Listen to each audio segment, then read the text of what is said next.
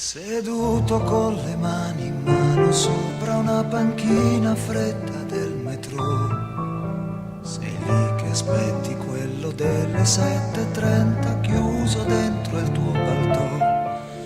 Un tizio legge attento le istruzioni sul distributore del caffè ed un bambino che si tuffa dentro ad un bignè.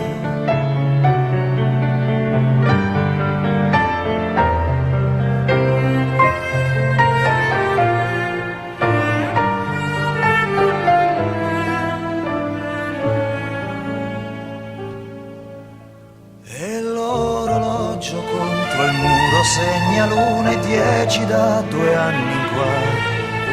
Il nome di questa stazione è mezzo cancellato dall'umidità. Un poster che qualcuno ha già scarabocchiato dice vieni in Tunisia. C'è un mare di velluto ed una palma e tu che sogni di fuggire via.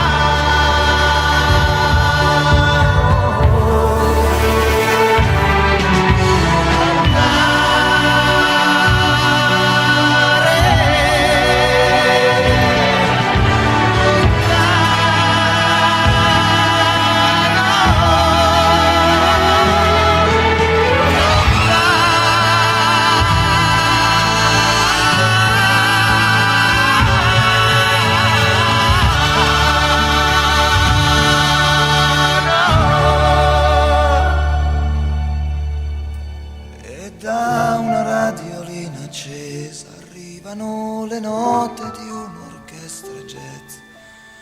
Un vecchio con gli occhiali spessi un dito cerca la risoluzione a un quiz. Due donne stanno parlando con le braccia piene di sacchetti del Lupin ed un giornale aperto sulla pagina dei films.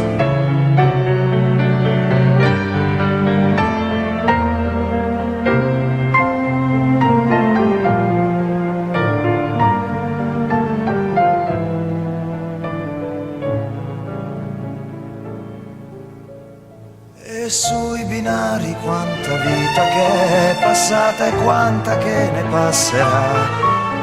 Quei due ragazzi stretti stretti che si fanno promesse per l'eternità.